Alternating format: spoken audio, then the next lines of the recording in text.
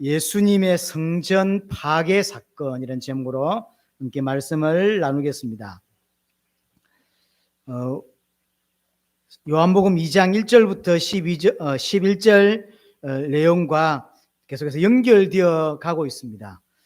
나다나엘에게 이야기를 했죠. 더 큰 일을 보아야 될 것이고, 또 하늘이 열리고 주의 사자가 오르락내리락 하는 것을 보게 될 거다라고 이야기를 했습니다.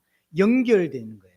그래서 나다나엘에게 말했던 그대로 사도행전 요한복음 2장 1절에 11절 예수님이 물을 포도주를 바꾸는 그 사건을 통해서 또 눈이 열리는, 예수님이 그리스도라는 사실에 대하여 눈이 열리고 그래서 하늘이 영적으로 보여지는 은혜가 이들에게 있게 하는 것이 목적이었죠. 오늘 성전 파괴 사건을 통해서도 마찬가지입니다. 하나님께서 그리스도를 통하여 참된 성전이 무엇이며 우리가 어떤 인생을 살아야 될지를 또 보여주는 장면입니다. 보통 이 장면을 성전 청결 사건 또는 정화 사건이라고 표현을 합니다. 그러나 굳이 오늘 제가 성전 파괴 사건이라고 이름한 것은 말 그대로 단순히 예수님이 조금 더러워지고 잘못된 성전을 좀 청소하고 정화한 일이 아니기 때문이에요. 다른 표현으로는 성전 뭐라고 할까요? 여하튼 성전을 파괴하는 이런 사건이 성전 오늘 본문 내용입니다. 오늘 20절에 보시면 이 점 성전이 헤롯 성전이죠. 이 헤롯 성전이 지은 지 46년 동안 되었다라고 이야기를 합니다. 헤롯이 자기 살아있을 때 이 성전을 짓기 시작했는데 그때가 BC 한 20년, 어떤 기록에 보니까 19년이라고 이야기하는데 뭐 약간의 계산의 차이가 있겠죠. 하여튼 BC 한 20년 정도에 시작을 했고 예수님이 BC 3년 4년쯤에 탄생을 하셨고 지금 46년이 되었으니까 예수님이 나이가 지금 30살, 아무리 조금 많게 잡아도 31살, 그럼 예수님의 초기라고 보여집니다. 그래서 공관복음과 요한복음 2장에 나와 있는 내용이 똑같은데 다르게 되어 있죠. 요한복음은 2장에 이 사건이 기록되어 있고 마태복음이나 다른 공관복음에는 제일 뒤에 나오죠. 그래서 예수님의 마지막 일주일 삶 가운데 등장하는 게 예수님이 독근 들고 와서 다 쫓아내는 이 사건이 벌어진다고요. 그래서 학자들은 한 번 일어난 사건인데 요한은 의미를 달리해서 앞에 기록했다고 보고 또 어떤 학자들은 2번 일어났다 이렇게 생각을 합니다. 제 개인적으로는 2번 일어났다고 보는 게 더 올바르다고 생각을 합니다. 꼭 주장하는 건 아니지만 왜 그러냐면 조금 전에 말했듯이 연도상 예수님의 나이가 30살, 아무리 많아도 31살 정도예요. 33살이나 4살쯤 가지 않습니다. 그래서 앞에 보는 것이 더 올바르고 똑같은 사건이 반복된 듯한, 우리 오전 예배 때 데칼코마니라고 했는데 비슷한 형태라고 저는 개인적으로 보여집니다. 이 성전이 언제 완공됐냐면 AD 64년에 완공이 되죠. 공식적으로는. 언제 완전히 무너지죠? AD 70년에 디도 장군에 의해서 돌 위에 돌 하나 남지 않고 싸그리 무너지게 하죠. 지금까지 다시 세워지지 않죠. 64년 동안 64년이 아니죠. 따지면 84년 동안 지은 성전이 단 6년 동안 존재하다가 무너져 버렸어요. 여러분 알다시피 천주교가 엄청난 힘이 있을 때가 있었습니다. 못할 일이 없을 때가 있었습니다. 그때도 이 성전은 회복되지 않았습니다. 그래서 회복될 필요가 없었다고 하는 거죠. 자, 이 성전에서 일주일 동안 유대인들은 유월절 절기를 지키게 되어지죠. 그래서 예수님이 13절에 이제 예루살렘으로 올라가서 유월절 절기를 지키게 되죠. 자, 유월절이 뭐냐면 출애굽할 당시에 어린 양의 피를 바름으로 죽음이 넘어간 사건을 기념하는 거죠. 우리에게 임해야 될 저주, 우리에게 와야 될 저주와 재앙이 어린 양의 피를 바름으로 그것이 넘어갔죠. 그걸 유월절이라고 하고 그걸 기념하는 절기가 유월절 절기입니다. 당연히 그때 드린 그 어린 양의 피, 그 어린 양은 예수 그리스도를 의미하는 것이고 그 어린 양의 피는 예수 그리스도의 보혈을 예표하는 것이죠.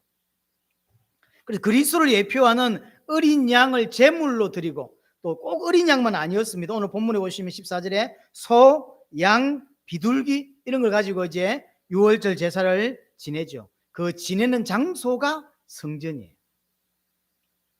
성전은 여러 가지 의미가 있지만 크게 두 가지, 딱 압축하면 크게 두 가지. 하나는 하나님이 임재하는 곳이에요. 임재. 쉽게 말하면 하나님을 만나는 곳이라는 거죠. 하나님을 만나. 어린 양의 보혈을 통해서만 하나님을 만날 수 있는 거죠. 예수 그리스도의 보혈을 통해서만 우리는 하나님 만나고 구원받을 수 있는 거죠. 두 번째, 그 하나님이 임재하시는 그 성전에서 예배하는 거예요. 예배. 그래서 구약 성경 여러 곳에 보면 하나님의 이름이 선포되는 곳이다, 하나님의 이름을 두는 곳이다, 이런 표현이 있어요. 하나님께 예배하는 곳이 성전입니다. 자, 오늘 본문을 통해서 당시에 그럼 성전은 어떤 모습인지를 좀 살펴보겠습니다. 예수님이 예루살렘으로 올라가셨듯이 모든 유대인 남자 19세 이상 성인 남자는 전부 1년에 매번 3번 절기를 지키죠. 유월절, 맥추절, 수장절 반드시 지킵니다. 의무적으로. 이때는 당연히 19세 이상 남자 유대인뿐만 아니라 유대교로 개종한 이방인들도 함께 옵니다. 유대교가 되었으니까.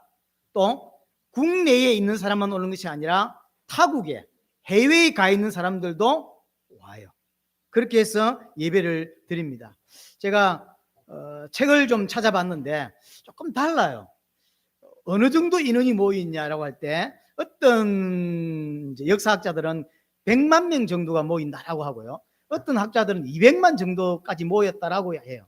알 수가 없어요. 여하튼 제일 많이 그래도 이제 인정받는 인원은 100만 명이에요.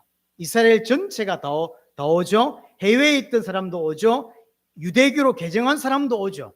그 다음에 단순히 남자만 오지 않고 가족들이 다 오기도 하고, 그 다음 자식을 데리고 오기도 하죠.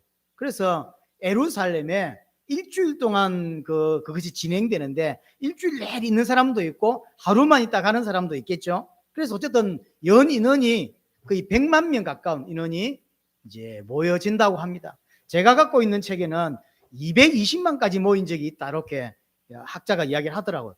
뭐 정확한 모르겠고 어쨌든 엄청난 인원이 모이는 거죠. 그러니까 텐트를 치고 사는 거예요. 일주일씩 또는 3일씩 텐트 치고 살게 되죠. 또 수만 마리의 짐승을 잡으면서 유월절 제사를 지내게 됩니다. 자, 그러면서 속전이라고 하는 성전세를 이제 냅니다. 성인 남자는 그게 반세길이에요. 속전세, 성전에 내는 세예요.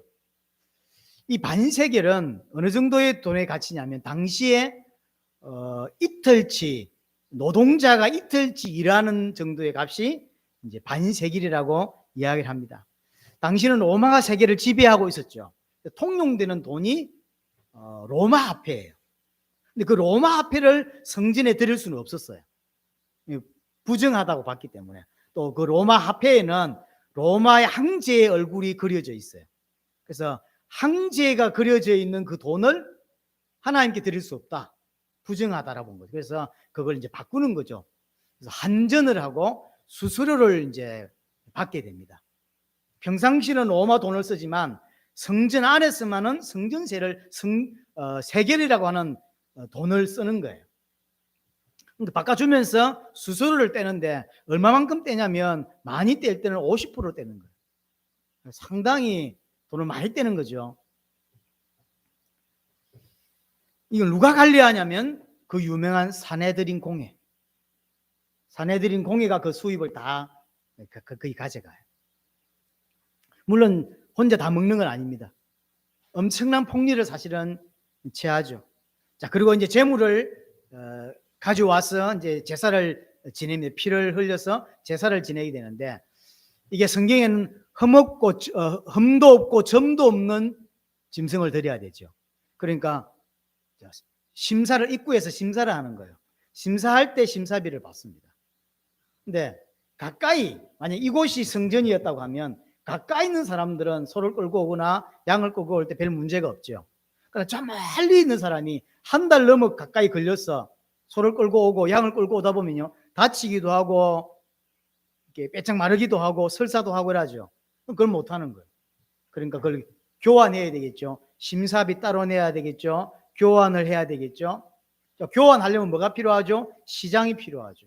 원래는 성전 밖에 시장이 4군데나 있었다고 합니다. 그러나 이제 요거 누가 관리하냐면 대제사장들이 관리를 해요. 밖에 시장이 있으니까 불합격된 건 나가서 체인지해 온다고. 근데 그걸 성전 안에서 만약에 체인지를 하면 돈이 되겠죠. 그래서 밖에 있는 시장을 피하고 안에다가 시장을, 그게 이방인의 뜰에다가. 자, 그러면 내가 대제사장인데 돈을 벌 생각이 있어. 그러면 이제 심사를 하는데 불합격될 확률이 많겠어요? 합격될 확률이 많겠어요? 불합격될 확률이 많죠. 왜냐하면 조금만 털이 색깔이 이상하다, 눈곱이 끼었다, 뭐 발에 힘이 없다, 뭐 하나님인 거 안 받는다 라면서 불합격될 확률이 많은 거죠. 그러니까 불합격이 계속 되니까 서로 끌고 오겠어요? 안 끌고 오겠어요? 안 끌고 와요. 그럼 어떻게 하겠죠? 와서 사는 거죠. 가까이 있는 사람들은 끌고 오고, 어떤 사람들은 교환하고, 어떤 사람은 처음부터 해외에서 오거나 멀리서 오거나 또는 여러 가지 몇 번을 경험해 본 사람은 끌고 가봤자 또 불합격된다. 이 사람들은 아예 그냥 와서 성전 뜰에서, 이방인의 뜰에서 돈을 그냥 주고 사는 거예요. 그냥. 그럼 밖에 있는 짐승보다 안에 있는 짐승이 쌀까요? 비쌀까요? 비싸게 돼 있어요. 그럼 밖에 있는 거 마저 사가 들어오다가 사가 들어오 또 바꾸게 되는 거죠. 우리 집에서 한 산 내려가지고. 그게 지금 현재 성전이에요. 대제사장을 전부 관리하고 그래서 돈을 이제 벌고 있는 거죠. 엄청난 폭리를 취하고 있는 거죠. 이 현장에 지금 예수님이 탁 오신 거예요. 이 현장에. 사실은 성전이라고 하는 것은 이스라엘 나라를 대표하는 어떤 중요한 곳이고 하나님을 섬기는 중요한 장소인데 엉망이 되어 있는 거죠. 그래서 예수님이 오늘 보면 15절에 노끈으로 채찍을 만드사 양이나 소를 다 성전에서 내쫓으시고 돈 바꾸는 사람들의 돈을 쏟으시고, 이 돈 바꾸는 사람들이 뭐죠? 환전하는 거죠. 성전 세계로 바꾸고 또 교환할 때 돈 바꾸고 그렇게 하겠죠. 다 때려 엎어버린 거예요. 상을 엎으시고 16절에 비둘기 파는 사람들을 이것을 가져가라. 내 아버지의 집을 장사하는 줄 만들지 마라. 다른 성경에는 말어 요한복음은 장사하는 집이라고 이렇게 말했고 다른 성경 구절에는 뭐가 되어 있죠? 독사의 소굴로 만들지 마라. 그러니까 예수님이 욕을 좀 하신 것 같아요. 야, 이 도둑놈의 새끼들아, 이렇게 한 것 같아요. 그러면서 아니 말을 이쁘게 하면서 여기서 이러면 안 돼요 이러면서 이래 했을까요? 노끈 가져와서 막 들치고 다 뒤집어 엎고 막 난리를 치면서 여기서 그러시면 안 됩니다 이랬을 것 같습니까? 아닌 거죠. 내 아버지의 집을 장사하는 집 만들지 말고 도둑의 소굴로 만들지 마라 이라고 했는데, 야, 이 도둑놈의 새끼들아, 야, 이 날강놈들아, 이렇게 했겠죠 예수님이. 그러면서 다 뒤집어 엎었겠죠. 그래서 이것은 단순히 성전 청소, 성전 정화가 아닌 거죠. 성전을 파괴하고 성전을 제거하는 사건입니다. 왜 그러냐면 지금 성전에 가지고 오는 재물 그리고 유월절 전부 모형이에요. 그렇죠? 이게 모형입니다. 누구의 모형이죠? 예수 그리스도의 모형이죠. 그래서 지금 예수님이 성전 안에 들어갔다고 하는 이야기는 모형과 실체가 딱 만난 사건이에요. 모형과 실체가. 유월절이 모형입니다. 유월절의 실체가 예수 그리스도예요. 유월절에 드리는 그 제물이 모형이에요. 그렇죠? 그 실체가 예수 그리스도예요. 어린 양이 모형입니다. 성전이 모형입니다. 그 성전의 실체가 예수 그리스도인 거죠. 그래서 모형이 파괴되고 실체가 딱 드러나는 그 사건이 오늘 본문에 나타난 사건입니다. 그러니까 다 뒤집어 엎고 욕하고 이렇게 하니까 이제 이야기를 하면 17절에 제자들이 18절에 유대인들이 대답하여 예수께 말하기를 네가 이런 일을 행하니 무슨 표적을 우리에게 보이겠느냐. 이런 성질에 들어와 이 난리를 칠 수 있는 사람은 이 땅에 아무도 없죠. 근데 난리를 친단 말이에요. 미친놈이거나 아니면 그리스도거나 둘 중에 하나란 말이에요. 그래서 약간 묻는 거죠. 네가 그리스도가 맞아? 그러면 네가 우리한테 보일 표적이 뭐야? 네가 그리스도가 맞다는 표적을 보여봐 라는 거죠. 지금 네가 하는 행동이 정당하고 네가 하는 행동이 올바라? 그렇다면 우리한테 그 증거를 보여봐 라는 거죠. 그렇게 예수님이 이제 이야기를 하는 거죠. 19절 예수께서 대답하여 이르시되 너희가 이 성전을 헐라 내가 사흘 동안에 일으키리라. 이게 표적이라는 거죠. 이 성전을 헐어라. 그럼 내가 사흘 만에 다시 일으키겠다라고 이야기를 이제 합니다. 여기서 헌다라고 하는 것은 헬라어로 리사테라고 하는 건데요. 죽이다, 파괴하다라는 뜻이에요. 쉽게 말하면 나를 죽여라, 나를 파괴하라 이런 뜻이고요. 여기서 일으킨다라고 하는 것은 에게로라는 뜻인데 다시 살아난다라는 뜻이에요. 원래대로 번역하자면 너희가 나를 죽여라. 그럼 내가 3일 만에 다시 살아날 거다. 라는 표현이에요. 이게 지금 뭘 이야기하는 거죠? 22절에 보면 21절에 예수는 성전된 자기 육체를 가리켜 말씀하신 것이라. 이것이 지금 이 성전을 보고 하는 소리가 아니라 자신의 육체인 성전, 참 성전인 자기 육체를 두고 하는 말이었다는 거죠. 너희가 나를 파괴해라. 너희가 나를 죽여라. 그러면 내가 사흘 만에 다시 살아날 것이다. 내가 부활할 것이다. 이것이 증거다. 이것이 표적이다라는 거죠. 그런데 이 말을 유대인들은 알아들었을까요? 못 알아들었죠.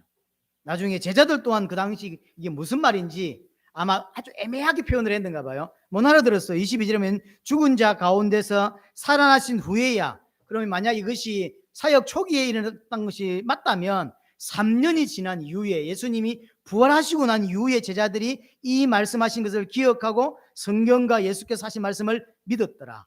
제자들 또한 이것이 무슨 의미인지를 몰랐다는 거죠. 당연히 유대인들은 모르는 거죠. 표적을 보여달라고 했지만 무슨 말인지 못 알아듣는 거죠. 나중에 집에 가서 한번 읽어보세요. 마태복음 12장에 보시면 유대인들이 예수님을 찾아옵니다. 우리에게 표적을 보여주세요 라고 말하죠. 그러니까 그때 예수님이 하신 표적이 내가 너희에게 보여줄 표적은 요나의 표적밖에 없다. 우리에게 기적을 보여달라고 말했지만 예수님은 나는 너희에게 할 수 있는 표적은 기적은 죽었다가 살아나는 요나의 기적 외에는 할 수 없다. 할 게 없다라고 이야기하죠. 예수님은 기적을 일으키러 오신 분이 아니다라고 하는 의미예요. 예수님은 죽고 부활하기 위해서 이 땅에 오셨다라고 하는 이야기예요. 많은 수많은 기독교인들이 예수님을 향하여 오늘도 육신적인 응답을 받으려고 하지만 예수님은 우리에게 육신적 문제를 해결하려고 십자가에 죽고 부활한 것이 아닙니다. 많은 사람들은 교회 와서 지금도 기독교라고 하는 이름으로 하나님의 이름을 부르면서 많은 것들을 합니다. 그 중에 대부분은 보면 육신적인 거예요. 육신적인 유익을 위해서 예수님을 찾고 예수님을 부르고 그렇게 하죠. 예수님이 하시는 표현이 나는 너희에게 보여줄 표적은 요나의 표적밖에 없다. 예수님은 십자가에서 죽으시고 부활하신 것 외에는 관심이 없는 거죠. 내가 보여줄 수 있는 거. 왜냐하면 이 길만이 나를 살릴 수 있거든요. 예수님이 십자가 죽고 부활하는 그 외에는 인간을 살릴 방법이 없어요. 그래서 예수님은 기적 보여주시려고 표적을 보여주시려고 내지는 우리에게 육신적인 응답을 주시려고 이 땅에 오신 분이 아니란 말이에요. 왜 오시냐면 십자가에 죽고 부활하려고 오신 거예요. 그래야만 인간이 구원받을 수 있는 것입니다. 자, 그래서 오늘 성전을 파괴하는 이 사건을 통해서 우리에게 주시는 메시지가 있습니다. 첫 번째로 그 예수님이 주시는 메시지가 뭐냐면 이제 눈에 보이는 성전은 필요하지 않다. 그래서 말씀드렸죠. 디도 장군이 AD 70년에 거의 84년 동안 지은 성전을 한 방에 무너뜨려 버려요. 예수님이 예언하기를 돌 위에 돌 하나 남지 않게 만들겠다 그랬죠. 그 말은 벽돌 2개가 폭에 있지 않을 만큼 싸그리 다 무너진다는 거예요. 그 이후로 지금까지 2000년이 넘었잖아요. 지금까지도 성전이 회복되고 있지 않습니다. 그게 하나님의 뜻인 거예요. 제가 이 성전을 이스라엘 갔을 때 가봤거든요. 통곡의 벽 이쪽. 그 엄청난 힘을 가졌을 때도 그걸 회복하지 못하고, 지금은 그게 이슬람 사원이 떡하니 쓰여져 있죠. 지금도 그 싸움이 대단합니다. 그리고 예수님 골고다 쓰러졌다는 데도 가보고, 예수님 탄생교회, 무슨 교회, 아무도 예수 믿지 않습니다. 그 땅은 거의 대부분. 그런데 예수 통해서 얼마나 많은 돈을 버는지 몰라요. 오만 교회를 다 지어놓고요. 예수님이 성천교회를 들어가 봤어요. 예수님 여기서 성천했다네. 가봤는데 이게 불교인지 뭔지 모르겠어요. 향을 피워요. 향을 피우는데 향 냄새가, 이 교회가 동굴처럼 되어 있더라고요. 향을 피우는데 그 동굴 입구 때부터 냄새가 나기 시작해요. 안에 들어가서 보니까요, 향을 꽂고 절을 하고, 절을 하기도 하고, 그 다음에 묵주를 돌리면서 예수 이름으로 묵주를 돌리고 합장을 하고 별거 다 하는데, 이게 그냥 이게 십자가 다 떼뿌리면 이게 불교 사원인 줄 알겠어요. 근데 그 입구에 다 돈을 받아요.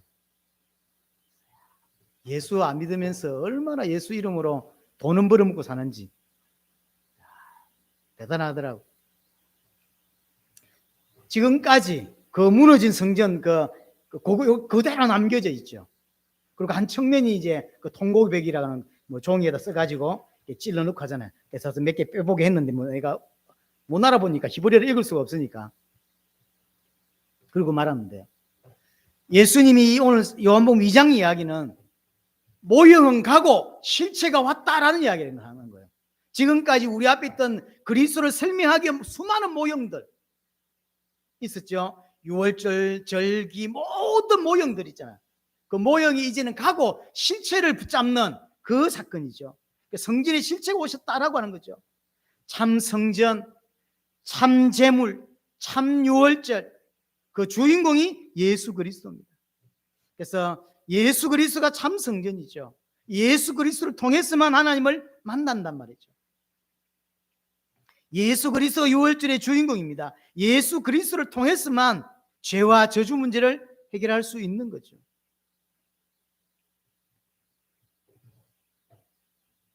그래서 예수님이 오늘 단순히 이거 뒤집고 엎은 것은 단순히 정화 사건이 아니라 실체가 왔음을 선언하는 것입니다.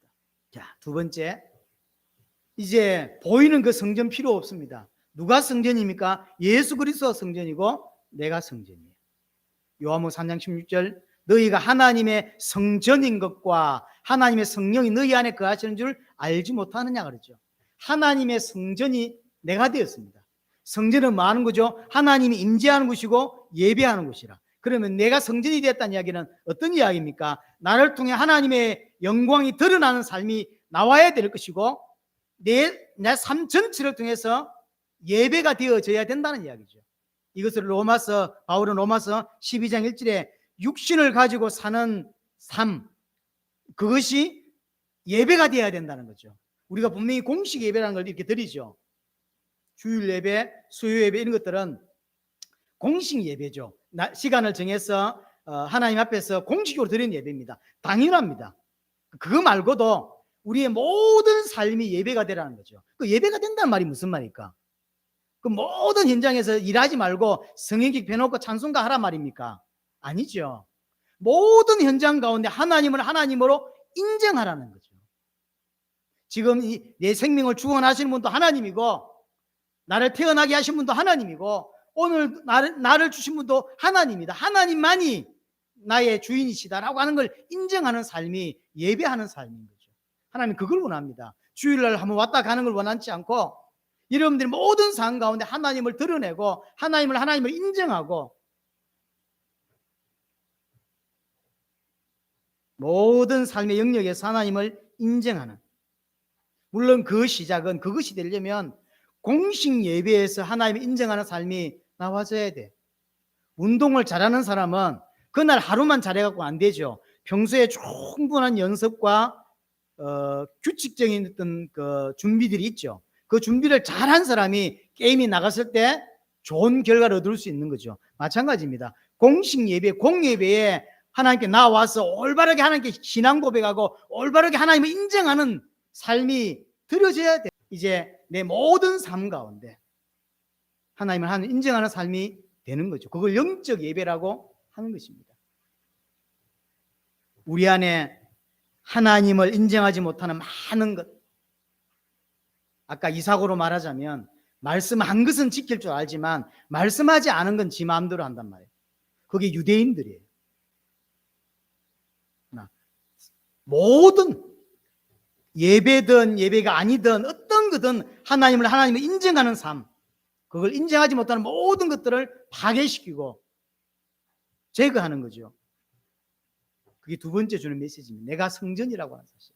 그래서 여러분들의 삶을 전체가 다 예배가 될 수 있도록, 이 부분이 잘 안 되는 사람이 이중적인 삶을 살게 돼요. 교회에서의 모습과 실제 자기의 모습은 너무 갭 차이가 나요. 그렇겠죠. 이게 줄어들어야 됩니다. 예배 드리는 모습과 실제 삶이 같아져야 돼요. 이게 쉽지 않지만 그게 맞는 거죠. 세 번째, 성전에서 지금 뭐 하고 있죠? 장사하고 있어요. 그래서 하나님 이걸 다 뒤집은 거죠. 하나님의 이름을 걸고 합니다. 지금 성전에서 하는 모든 것들이 자기를 위해서 한다고 하지 않죠? 올바른 예배를 위해서 한다고 이야기하는 거죠. 하지만 하나님은 없어요. 이게 쇼예요. 자기들은 압니다. 하나님의 이름을 내걸고 그래서 예물을 바꿔주고 교환도 하고 심사도 하고 성전세도 받습니다. 근데 거기는 하나님이 없어요. 쉽게 말하면 하나님 앞에서 쇼를 하는 거죠. 사람 앞에서 쇼하는 거예요. 하나님이 그거 하지 말라는 거예요. 쇼 그만해라. 내가 받지도 않는. 근데 사람들은 그걸 모른다고. 그래서 쇼를 하는 거죠. 쇼 믿는 척 쇼 그만하고 제대로 믿음을 채우라는 거예요. 그래서 하나님이 싹 엎어버리는 거예요. 이 일이 지금도 교회에서 일어나고 있는 일이에요. 그렇죠. 교회 와서 육신적인 것만 구하잖아요. 그들은 성전에 가서 돈을 벌잖아요. 지금 교회까지 어렵게 와서는 육신적인 것만 구한다. 그래서 예수님이 말씀하는 거예요. 쇼 그만해라. 쇼 그만해라. 너를 위한 거잖아. 예배하는 것도 너를 위한 거고 헌금하는 것도 너를 위한 거고 다 너를 위한 거잖아. 나를 위한 게 있어? 쇼 그만해. 라고 하는. 그래서 예수님이 다 뒤집어 엎어버립니다. 여러분, 우리 교회는 어떨까요? 우리 하나빛 교회는 하나님 보실 때 어느 정도의 교회일까요? 하나님 오셔서 만약에 오신다면 없는 쪽이 빠를까요? 칭찬이 많을까요? 생각해 보셔야 돼요. 정말로 내가 드린 이 예배를 주님이 직접 오셨다고 할 때 엎어버릴까요? 아니면 칭찬하실까요? 이 고민이 우리에게 있어야 돼요.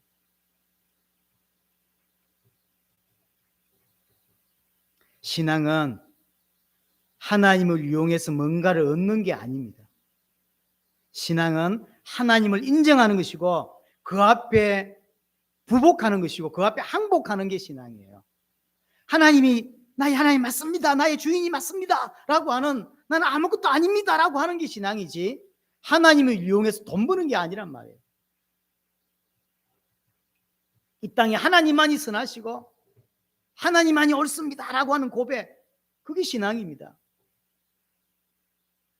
그래서 남은 인생은 정말로 그 하나님만 섬기고 그분께만 순종하고 살겠습니다. 라고 하는 게 신앙이에요.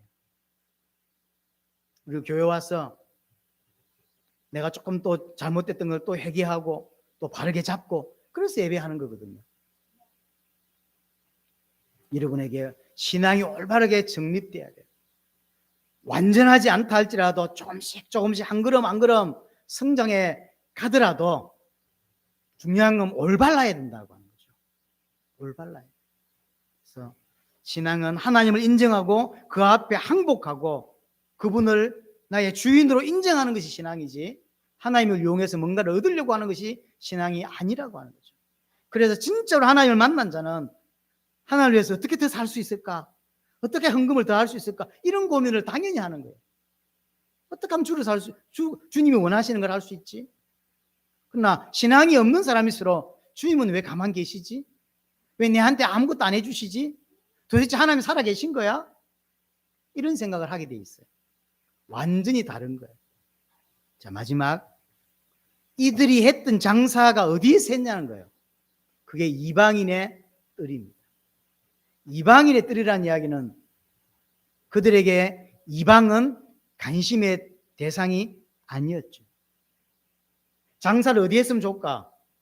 이방인의 뜰에서 하는 거예요. 이방인들이 들어와서 앉아야 되는 자리에 다 없애버리고 거기에 장사를 해요.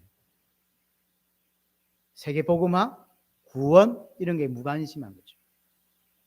제가 어떤 목사님을 만난 적이 있는데 이분이 오랫동안 미국에서 사역을 하셨다고 하더라고요. 대학이라든지 이런 대학 가서 전도를 많이 하셨는데 유대인들을 가끔 만날 일이 있다는 거죠. 유대인들의 표시가 나니까 그 유대인들에게 복음을 전하면 우리는 하나님 만나야 되고 구원을 받아야 됩니다라고 물으면 구원받았다는 거예요. 어떻게 구원받으셨어요? 물으면 유대인입니다. 이렇게. 유대인 구원받습니까? 아브라함의 피라. 태어나면서 구원받았다. 이렇게 표현한대요. 그러니까 안 먹히는 거예요. 당신들은 이방인이잖아. 나는 태어나면서 아브라함의 후손인데 처음부터 메시지가 안 먹히는 거예요.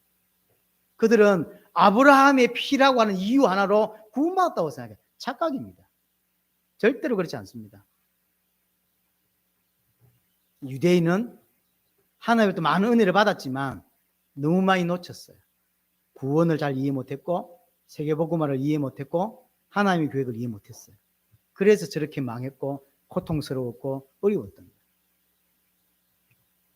이런 정말로 교회가 놓치지 말아야 될 중요할 중 하나가 구원과 세계복음화. 내가 잘하든 잘하지 못하든 여기에 관계가 있고 여기에 방향이 있다고 하는 건 일단 축복이에요. 왜냐하면 이 땅에 살면 살수록 구원과 관계없고 세계복음과 관계없는 인생을 살아가는 사람들이 너무 많습니다. 제 주위에도 너무 많습니다. 제 주위에 친척들 중에서도 형제들 중에서도 교회 집사 장로 많습니다. 그들은 하나같이 구원하고 관계없고 세계복음과 관계없는 삶을 살아요. 너무너무 안타까워. 도대체 왜 교회를 다닐까 싶은 친척들이 참 많아요. 지금 유대인이 딱 이런 거예요. 이방인의 뜰에서 소를 팔고 양을 판단 말이죠. 구원을 이해 못했어요. 이방인이 구원 안 받은 것에 대해서 조금도 아쉬움이 없어요.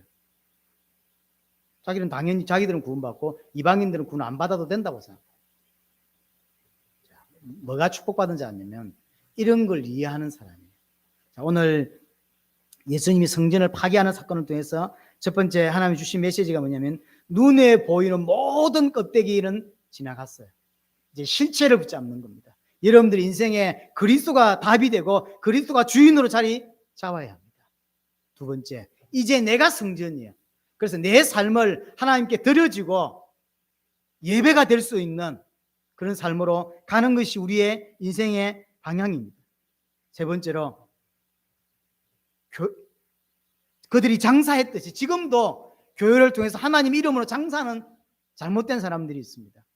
신앙은 하나님 이름 뭔가를 얻어내는 게 아닙니다. 신앙은 하나님을 인정하는 것이고 그 앞에 항복하는 것입니다.